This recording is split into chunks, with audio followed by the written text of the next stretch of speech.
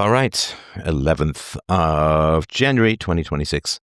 And thanks to everyone who dropped by TikTok yesterday. It was a lot of fun to stream there, and I appreciate everybody's support. Support at freedomain.com/donate, shop.freedomain.com. For your merch, we've got new stuff, phone cases, you name it, for Free Domain branding. I hope you will check that out. And peacefulparentingbook.com. We also have the print version of two novels now, The Present and The Future, which I really like those names. I really like those names. The fact that I wrote one of my first contemporaneous novels in a while, called it The Present, and that it's in the same universe and ties into my science fiction novel called The Future, I think it's elegant in its simplicity, I suppose. So you can go to freedomain.com/books if you want the print copies. I'm very pleased with them as well. So, yeah, we're going to talk this morning, and I'm happy to get your comments as always, and questions and so on. But Renee Goode was shot 4 days ago, I think it was, in America. And I really wanted to talk about the roots of these things. I'm very interested in, and always have been, in almost infinite causality. Why was my childhood so bad? My childhood was so bad because of World War II on my mother's side, and I would argue World War I on my father's side.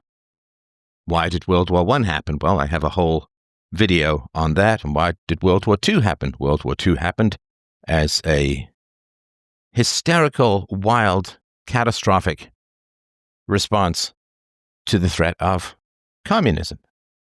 So all of these big political movements end up with me trapped in a small, rotting apartment with a woman who'd been made crazy through war and the violence in Germany in particular during and after the war. It was a bad scene, man. It was a bad scene. So I look at these causalities, and these causalities are interesting. They don't erase free will, of course, but people don't make decisions in a void. So you have your life, you make your choices, and a friend of mine many years ago got a phone call from England, a lawyer who said, "Oh, your great aunt has died." And he's like, "I have a great aunt?" "Yes, and you're her only living relative. And she's quite wealthy." There's your Great Expectations plot. And so he had made his choices based upon a certain paucity of income. And then, I don't ever remember knowing exactly how much money it was, but it was not a small amount. And so his choices, or the options that were available to him, changed. So I've always tried to provoke and promote more choices for people. A choice to be virtuous by knowing what virtue is, a choice on how to love better by knowing what love is, maybe a choice to have more financial freedom if you listen to various bits of advice I've given over the years, a choice to live with more integrity once you know the objective values that are necessary for virtue, a choice to spend time with quality people and not spend time with destructive or dysfunctional people, to steer towards sane rather than veer and founder on the rocks of crazy or evil. I've always tried to give people more choices. So it certainly is true that we have free will. We are not determined, but our environment gives or takes away certain choices. My environment when I was a child gave me the choice of robust sanity or total madness. There really wasn't, the middle curve had been kind of hollowed out for me. I had to pursue great reason because the alternative was great madness. And because I have some linguistic and intelligence talents, my great madness would have been very destructive to the world. I was either going to be someone who helped heal the world, or I was going to be someone who helped harm the world. There really wasn't anything in between. You know, like if you're eating badly and you're overweight and the doctor says, oh, you're sliding towards diabetes, then you either really strictly reform your diet or you end up diabetic. There really wasn't any other choice. Now, I still had choice, of course, right? I could have pursued philosophy and self-knowledge and consistency, reason, and virtue, which I did as best I can, which is not too bad. Or I would, like a barrel over a waterfall, go right into the thundering depths of madness and apply my talents to the disassembly of the world rather than putting it back together again. I mean, I was going to say Humpty Dumpty style, but Humpty Dumpty can't be put back together again. I think the world can be. Maybe not in our generation, probably not, but over time. The bigger the idea, the longer it takes to change people. So I kind of look at the choices that an almost infinite number of people made as to how bullets ended up entering into Renee Goode's face and killing her, because these things don't come out of nowhere. And there's a lot of causality behind it that I think is really important to understand, because people always want to get shocked at the end of the story without wanting to see all of the things that came before that are the reason why the story is there at all. So my argument would be that the causality goes quite far back. So Renee Goode's wife claims to be, at least this is what I've read, I haven't verified everything here because I can't spend my entire life verifying every single scrap of information everywhere, but my understanding is she is a disabled veteran. Now, she didn't seem to me to be particularly disabled when she's taunting the cops and so on, looked fairly able-bodied, roaming around, moving around, but I also know that, I mean, what is it? The majority of vets claim to be disabled because they can get a lot of money, and of course some of them are disabled, but I would assume not all. So there's that program.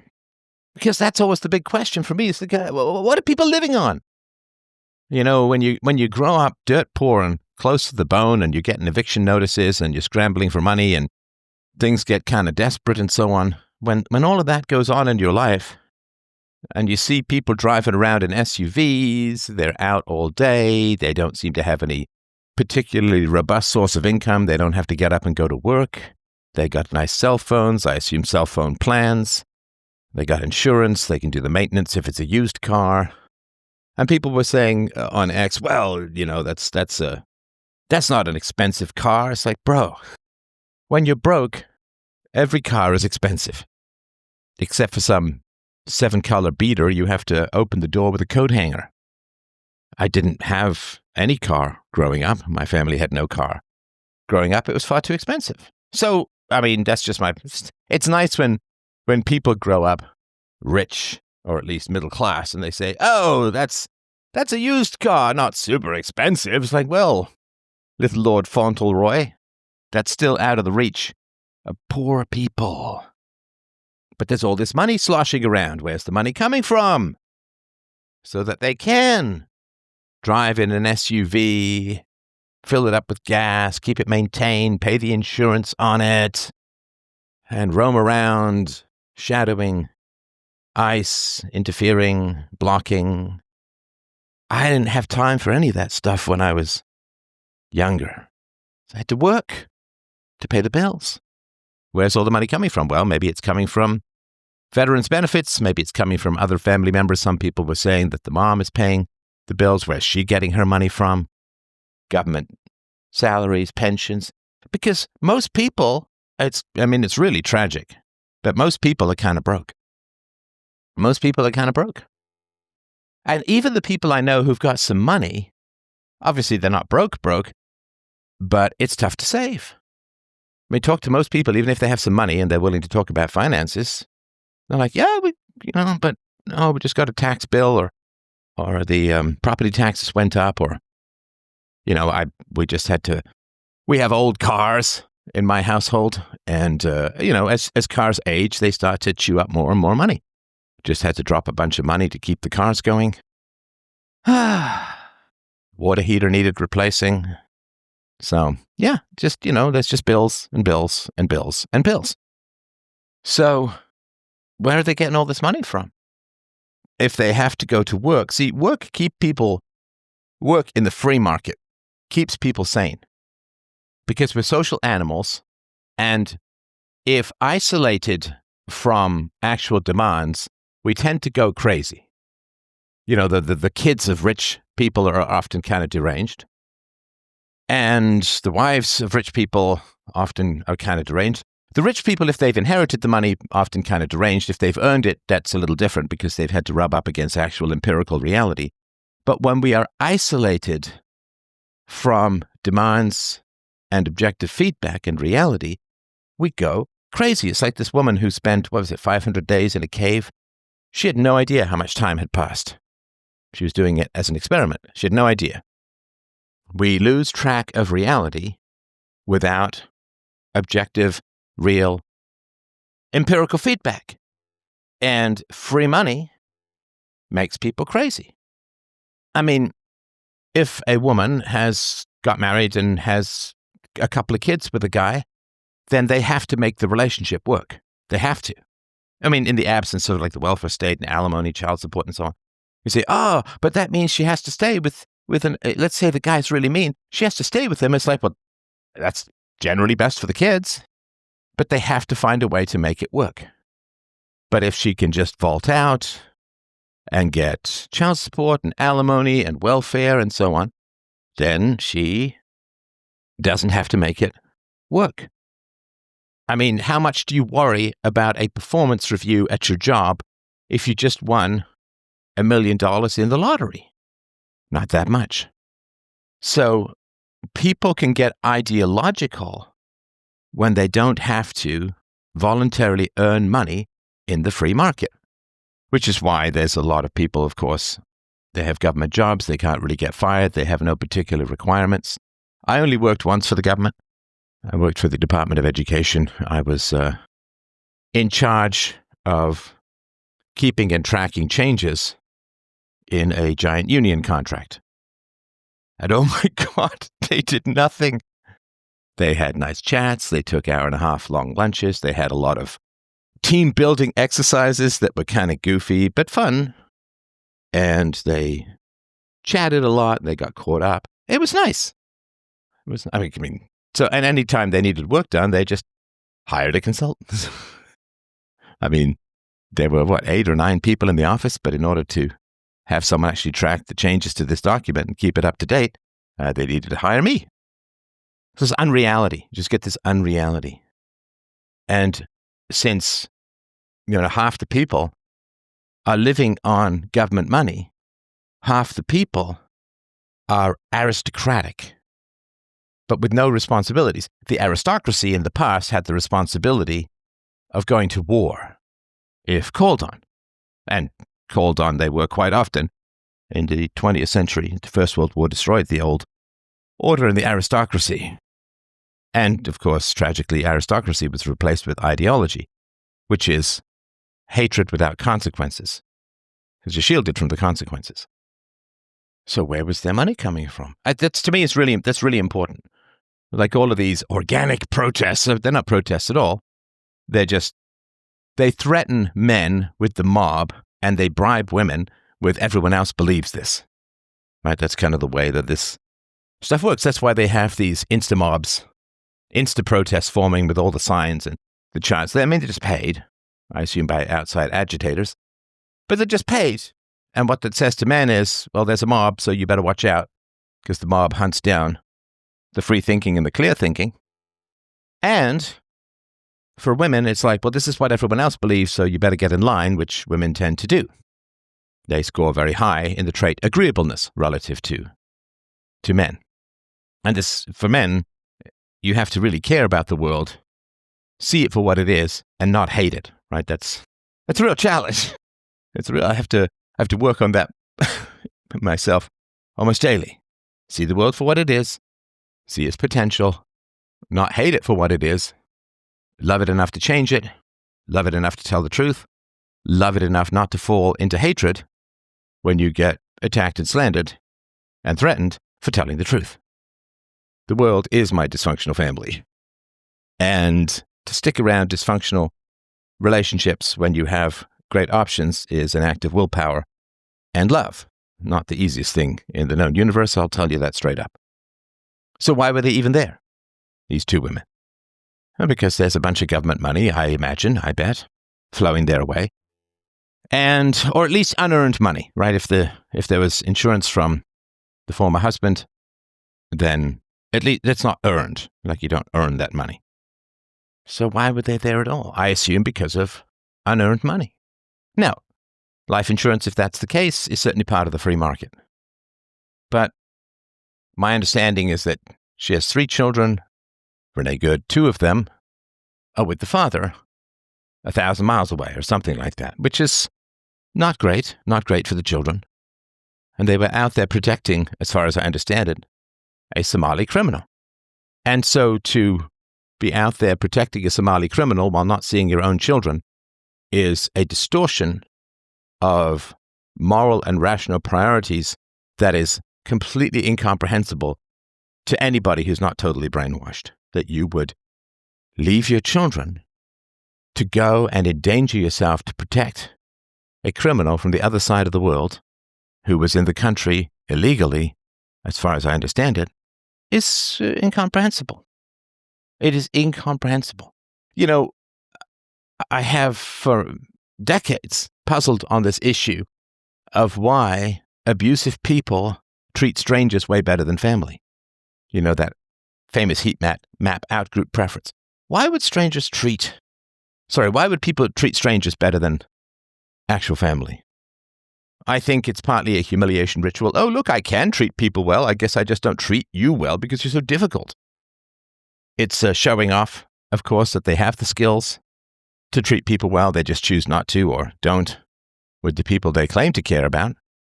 Also, it's easy to fool people who are just beating you for the first time, not the people who know you very well. So you have a guardedness with the people who know you well if you're a bad person.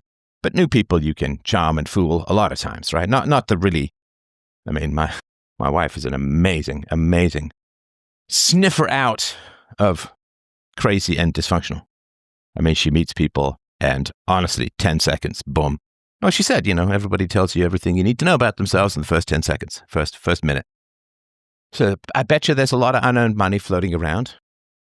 And I bet you most of it comes from the government. So there's violence in their existence, in that it's coerced money or political money. Let's say the money is donated by some wealthy benefactor to some organization that then pays these people. It's political money. It's only there because of the desire to influence politics, which is to influence the coercive redistribution of trillions of dollars over time. So what was she living on? If you have hard numbers and you have to pay your rent and you have to get up and you have to go to work, then you live in reality. Why was the Somali fellow there in the first place? Well, the Somalis, to a large degree, were airdropped into Minnesota by Barack Obama in order to swing votes in Congress or the Senate. I mean, Obamacare was passed because of Al Franken. Al Franken was elected in a very sketchy election, and he was only elected because of the Somalis. So there's that aspect. It's all politics. It's all based upon political power, which is based upon coercion. Because it's a sanctuary city, local law enforcement generally don't respond to ICE requests for arrest and detainment. In fact, they can get in trouble, I think, for doing that. So the local police weren't going to arrest this person, and the local police don't even seem to be that keen to arrest illegals, even if they have committed crimes, other than just being in the country illegally, which is a crime. So why do these sanctuary cities exist? Well, to shore up votes for the left. So again, politics, power, coercion, redistribution, and so on. It's all violence, or the threat of, which is violence. I mean, the guy robbing you with a knife doesn't actually have to stab you, he just has to threaten you. It's still violence. So why was ICE there because the local police weren't, I assume, I don't know, but my assumption is that ICE was there because the local police weren't arresting because sanctuary city, because politics, because corruption, because all of that stuff. Why do illegals come into the country? Well, why are they allowed into the country? Because they are. Well, because it gives the Democrats more power. Illegals, in a truly insane way, are counted in the census, which gives more electoral college votes to blue states. And what was it? You can go up to the voting booth in some places and you can just vouch for up to 12 people. Oh yeah, they're totally allowed to vote. They're totally allowed to vote. And so that's all politics. Why was the border opened under Biden? Millions and millions and millions of people pour in, are distributed strategically in the country. Well, to collapse the system, like sort of Piven strategy, Cloud Piven.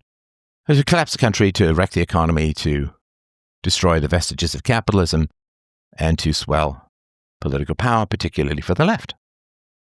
Because there are people, this is the shopping cart question or issue, right? So there are people who are nervous to break rules or have a desire to follow rules independent of enforcement. Right? If you ever go to these charming little towns in rural areas, sort of northern Ontario, central Ontario, there's a lot of lovely little towns that are well worth the time to poke around and explore, particularly in the summer. And they have these lovely little customs. I've been to farmers markets where the goods are all there and you just leave some cash and take the goods. It's all entirely self-policed. There's no cashier there. There's just, here's the price, here's a box, take what you want, pay the money. And it works. In some of these little towns, there are these little lending libraries. Take a book, leave a book. I mean, it's lovely. People leave their doors unlocked. Their kids roam around the neighborhood. I mean, it's honestly like going back to certain parts of my childhood to see that level of a high trust society. And that's because there are people who want to do the right thing regardless of enforcement. They self-police. They self-enforce. There's no law against leaving the shopping cart right where your car is. But, most people will take it back. That's a particularly, I think, Northern European culture as a whole. I mean, Siberian and Asian culture, East Asian culture as well. And it's not this sort of innate virtue thing. It's because the rules were brutally enforced for centuries. I mean, as we've talked about before, the British killed about 1% of their population every year for centuries, and that's going to weed out a lot of the sociopaths and psychopaths, or rather drive them to high positions of power where they're immune from blowback. Everybody who wants to escape the rules ends up running the rules. The best way to break the law is to make the law. The best way to evade consequences is to inflict consequences. So in England, or in the British culture, everybody who defied the law got killed or reproductively disabled, right? Sent to Australia, put in prison, whatever it is, right? So this is why British people tend to be so rigidly polite and self-policing, because those are the only people who survived the close on half a millennia purge of the randomly aggressive, the entitled. Everybody who survived internalized those rules. I mean, young people were taken, of course, in Elizabethan England before, a little bit after, young children were taken to public hangings. I mean, that's going to leave a bit of an impression on the old consciousness, wouldn't you say? What are they doing to poor Albert? Well, Albert broke the rules. Beheadings, hangings. Well, what do children feel about breaking the rules after that? I mean, some will be crazy and stupid and break the rules, and then they'll, beheadings. Oh, what are they doing to poor Bobby? Oh, he broke the rules. Right? Head in a basket. Put the needle on the record. Put the head in the basket. So who's left? People who obey the rules. People who internalize. Now, after you do that for a couple of centuries, you don't even need to show people getting hung anymore or beheaded. I wrote about this in Just Poor. It's a novel. You should really check it out. It's a great, great book, especially the audiobook. It's really good. And it's interesting because my daughter, I mean, we've never punished her, but when she was around outside authority figures, she just wanted to please them, it was because it's not environmental for her. So that's just the genetics that have survived are very much follow the rules. I mean, in some cultures, you survive by following the rules. In other cultures, you flourish by breaking the rules. And those cultures, we're seeing what happens when they try to merge. It's not ideal. So, breaking the rules for the sake of political power, if you look at people on the left, and, usual caveats, people on the right have their flaws and faults and corruptions as well, but people on the left are addicts as a whole to free stuff. And when you become an addict to free stuff, you don't follow the rules anymore. If you've ever spent time around real addicts, they are liars, compulsive, thieves, emotional terrorists, because the only thing they care about is getting their free stuff. Now, the free stuff isn't the drugs, you got to pay for those, but the free stuff is the happiness that comes from the drugs, which they don't have to earn through virtue, but instead get the kind of joy that someone gets marrying a good woman and holding his newborn child in his arms, that kind of happiness they get from shooting up, or ayahuasca, or whatever, right? Molly, ecstasy, you name it. They want the free stuff. They want the happiness without the virtue. It's the Ozempic of joy. They want the reward without the effort. Happiness is something that nature holds out as an incentive for you to do good. And the happiness is extreme because doing good is very hard. And doing good gets you a lot of negative feedback, to put it mildly. So the happiness in doing good must be great. And they want that happiness of doing good. I remember when I had my neck surgery, I was on some pretty powerful painkillers afterwards. Man, it was great. Whew. Fantastic. Had this glow joy in my belly and a spring in my step. And I was like, well, I got to stop that. I want to get used to that because, I'm normally at a happiness level of sort of 7 or 8 out of 10, which I think is pretty good. I think if you aim for higher, you end up falling down the ranks. This gave me like a 9 or a 10, which I had certainly achieved, but I have to really work to get there. This gave me a 9 or 10 just for breathing. That was pretty good stuff. It's great stuff. Woo! And I think I took them for about 5 days, and then I was like, okay, let's not get used to this. That's a bad idea.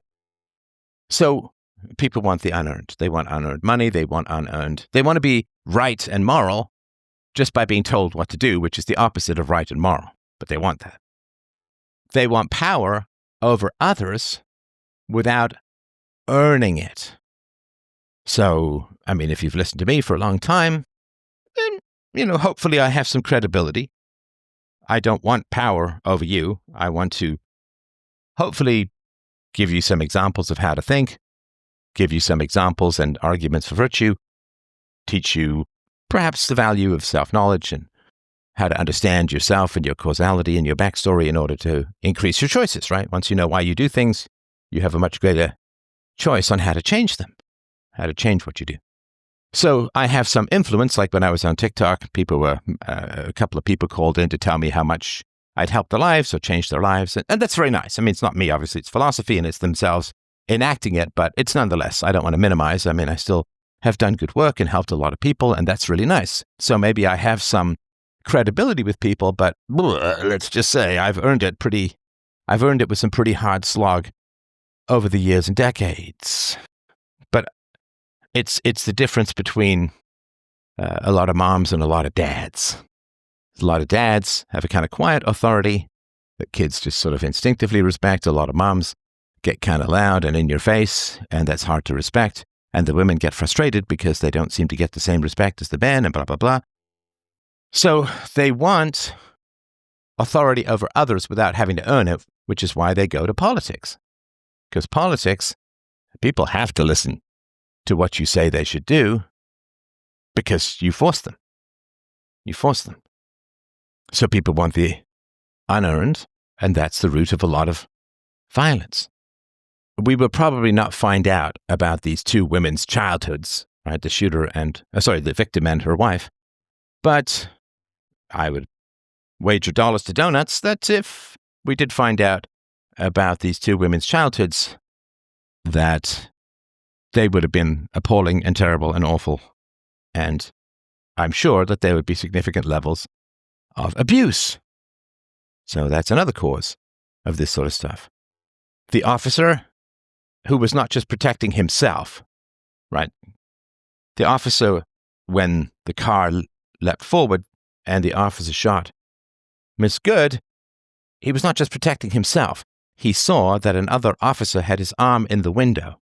And he himself, as I mentioned 6 months prior, last June I think it was, had been dragged because his car got trapped in a car window, dragged a couple of 100 feet, ended up with 33 stitches, and it was pretty bad. So when he saw a car leaping forward with an officer's arm in the window, well, he knew that there were two hostile women, or at least one hostile woman in the car. You can grab the officer's arm and take him for a ride, as it happened to him. So he wasn't just protecting himself, he was protecting the other officer. So the entire sort of scenario, the entire setup, had so many dominoes and backstories and shadow histories and roots in violence, which is why when you get to that kind of situation, so many dominoes have had to fall in a particular way. And by dominoes, I simply mean influences, that it's all soaked in violence. The entire scenario is soaked in violence. In other words, the violence was there long before the bullets left the chamber. Bad thoughts, wrong thoughts, paid propaganda entering your brain is a soft bullet that results in the hard bullets. And the causality, some of which we'll find out, some of which we won't. But if you look at the entire scenario, it's all blood from beginning to end, top to bottom. People think the violence is when the bullets left the chamber. Nope. Violence was long before. Long before. All right, let me get your comments, and then we'll go private for donors, freedomain.locals.com. Tom says, your novel, The Future, is my favorite. Well, thank you very much. I appreciate that. Rich says, it's sad that weak politicians allow so much fraud for funds designated for disabled veterans. Well, how could it be otherwise? How could it be otherwise? You say it's sad, but remember, most people work on incentives. They do not work on morals. If the situation, if the society is set up so that the incentives are reversed, almost everyone works on incentives. Well, I'm sorry, we all work on incentives, but most people, incentives is their main thing. Is there an alignment between Karens and long-term policing or punishment of Europeans? I'll get to that with the donor section. All right, so let's go to our donors. Wait, do we have any? Yeah. Let's go to our donors, and we'll continue the conversation there. Because, yeah, I definitely do want to talk about the Karen phenomenon, because I certainly fall and prey to it myself from time to time, but on sort of further reflection, I think it's fairly unjust and unfair, because significant portions, particularly of married white women, vote for the conservatives. They vote for the Republicans. They vote for a smaller government. And there are other areas where you'd really want to look for more radicalization of women, which we'll get into in just a sec.